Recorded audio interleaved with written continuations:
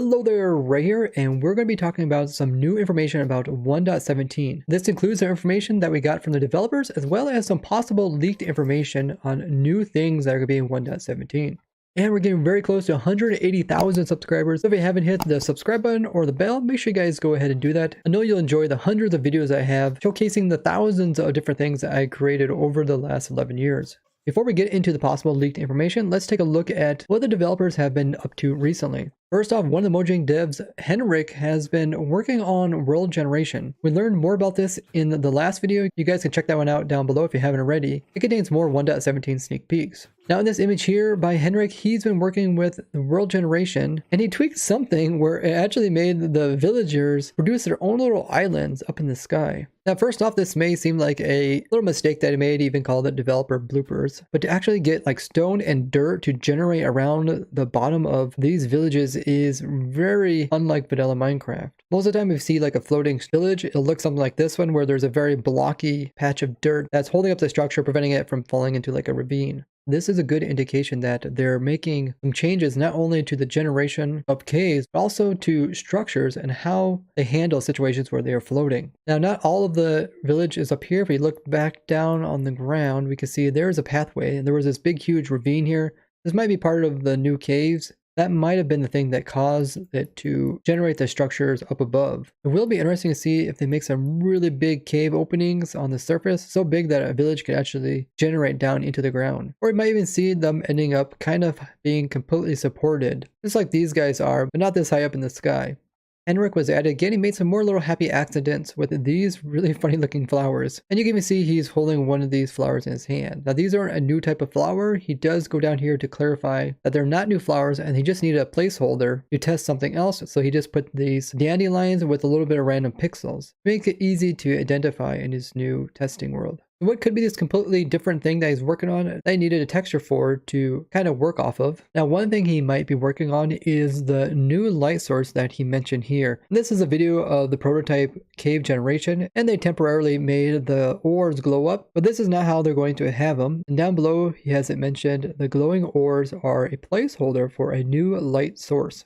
Now, having new light sources in caves isn't actually new information. During the Minecon event, they did talk about how they want to have light sources throughout the caves, and one example they showed during the stream is this glowing vine here. You can see it is putting off a light, and like over here it's darker, and everywhere where there's vines it is brighter. But we're not sure what other type of light sources are going to be in the other types of caves. For these really big ones like this, there's going to have to be something that kind of matches with the walls and doesn't look too weird. And this new block that Henrik is working on might just be that. You might be thinking of some kind of thing that puts off like light, but fits more into the caves than a flower does. Now something like the mushroom plants do put off light, but it's really low, like light level 1. But you can find mushrooms inside of caves. So maybe it's a plant kind of like that, but puts off more light. Maybe even a plant that kind of sticks to walls.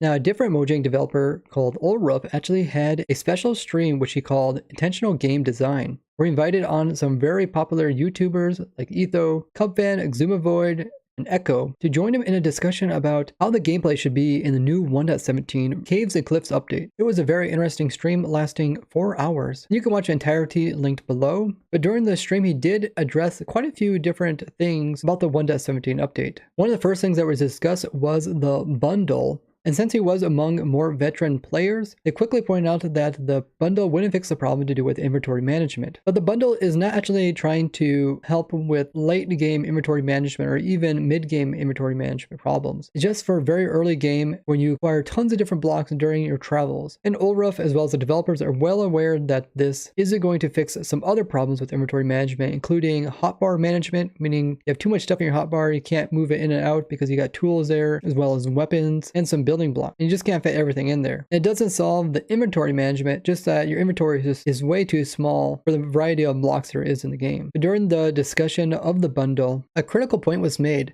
Even though the bundle is early game, it should still have some kind of redstone interactions. Currently, the bundle really can't be put into like hoppers to unload it, or droppers or dispensers to get the items out of it. But like most stuff in the game Minecraft, it should be well rounded enough to have other uses besides the general one. So hopefully we'll see that when they come out. The warden was also discussed about, and he did mention that this biome that he lives in is called the Dark Deep biome. So there's a good indication that there will be different types of biomes underneath the world unrelated to other parts of the world. Now, one of the things I suggested that the warden should be able to do is to break the blocks that are inside of his biome to get after players that come into his domain.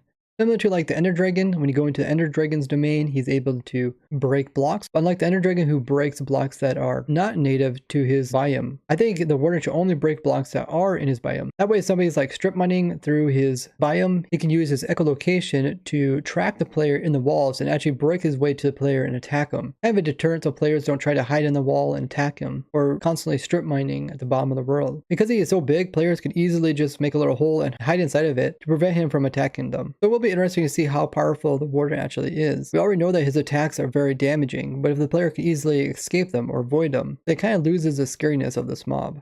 Now, the Skulk sensor was also talked about. They did mention that it's very early in its development, and they are looking for feedback on how this sensor should work. I personally think that there should be a toggleable switch on this thing to make it like have a high mode and a low mode. Where the high mode, it can detect really big changes in the world, where the low mode detects very small changes. So like a big change might be someone breaking a big block, and like a small change might be somebody like walking. That way the sensor is not picking up like everything, and maybe it makes it more useful in a wider variety. There's also quite a bit of concern about the Skulker sensor, that it's constantly checking for things happening around its area, which could cause problems if you have tons of these in your world. Also that every time it gets an input from any little random thing, it's also sending out tons of information to other ones around it, which could lag down servers. And if they try to put too much useful things into one little device, it might end up not being good at anything. Let's say you're trying to use it to make a clock, but it ends up picking up a small change like a block changing states. And this would accidentally create a infinite clock. So if it's really prone to creating clocks, it might not be too useful. I'd love to hear what you think the Skulker sensor should do.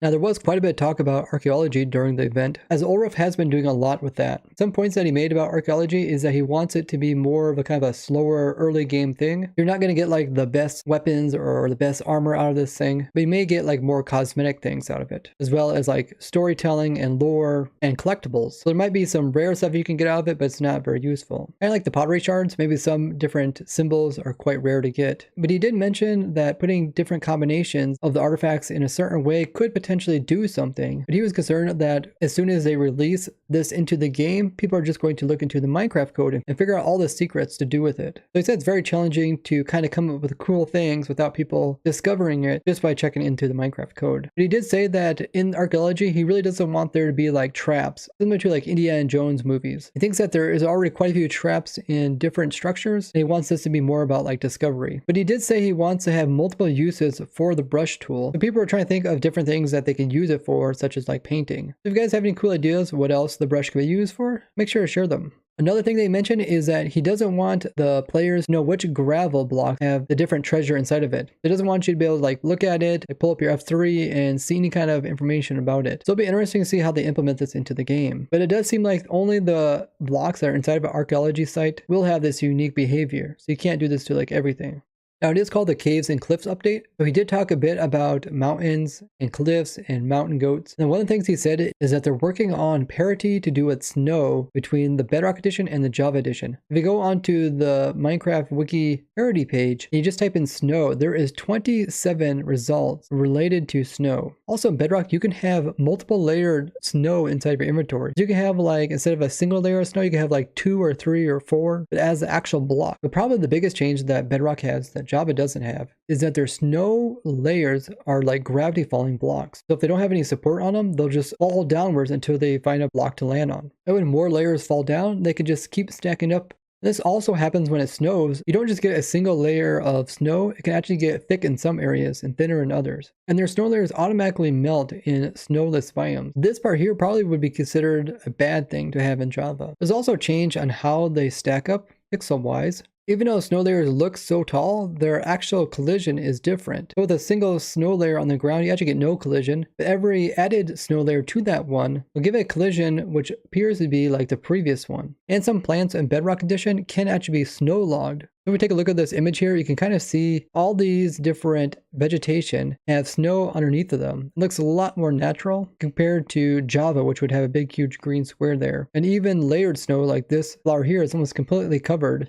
Now, during this discussion, minecarts were brought up for a brief moment, and the way that the Mojang developer Ulrich responded is he made it sound like they would not be touching minecarts during the 1.17 update. Now this information kind of contradicts what we see in this post here by Felix, where it says when I convince another person to read the Java minecart dismounting code. Now this could be unrelated to 1.17, it could just be them doing some bug fixes, but it would make a lot of sense that they would work on minecart during the cave update, especially since the cave update is going to probably take almost an entire year for them to work on it. And minecarts would be a big part of like kind of moving around in caves, especially kind of establishing a base inside of a cave or transporting different goodies throughout your cave. But this might actually be part of something similar, which is the leaked information related to minecarts.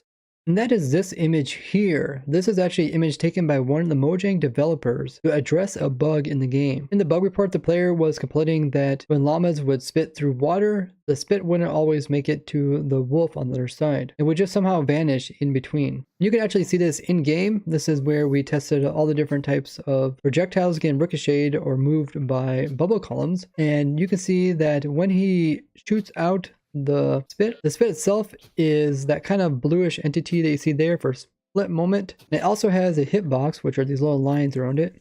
But as soon as it goes into water, the actual entity vanishes, but the particles, which don't really mean anything, continue going forward. So the spit is vanishing. Once in a while you see it kind of gets ricocheted off the top of this and then like just vanishes over here. So in trying to fix this bug, the developer named Tommy Silverman put up 2 screenshots of him trying to test it out. Now he did get some mixed results because sometimes it seems like the llama in some locations can actually hit the wolf through the water. But like in the setup that I showed, the wolf is never ever hit. But what does this image have to do with leaked information? Now we can see there is some rails in his inventory. Also a minecart here. This is the TNT ones. Also here's a minecart. The Mark Dickinson as well as Blue Crab 2 brought it to my attention that if we look at the very top of this image, he actually has a screenshot of his entire window. His Minecraft window includes the name of his client. His client's called Minecraft 1.17 Waterlogged Rails. So it appears that he was using this client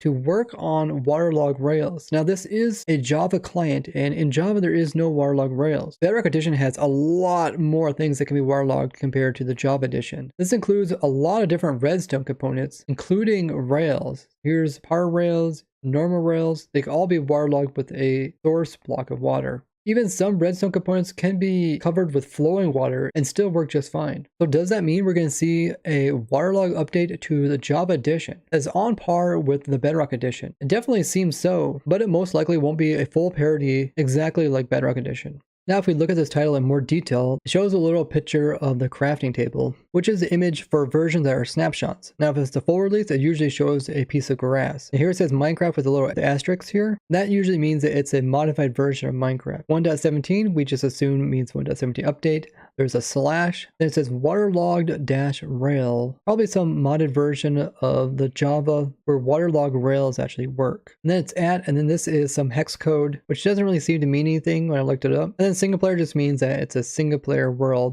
Seeing as it is the cave and cliff update, it would make sense that mine shafts and like minecart and stuff to do with mining would be looked at in more detail, including rails and how rails will work in waterlogged areas. Because currently, if the caves around are waterlogged, mine shafts are still not waterlogged. So maybe mine shafts will have parts that are waterlogged and the rails can sit in there just fine. And with a new caving system, there might be new types of structure that include rails. It'll be interesting to see how do minecarts actually handle being drove underneath the water. Will they like go slower or will they work differently at all? But most importantly, what does this mean for other components in Java? Will they also now be waterlogged, including redstone, which means you could do some pretty compact and cool things. I'd love to hear what you guys think about this and any other parody changes that you think might come along with it. Don't forget to share this video with other Minecrafters, as well as leave a like because I would really appreciate that. And I'd like to thank you guys for watching, and I'll see you guys in the next one. Bye bye.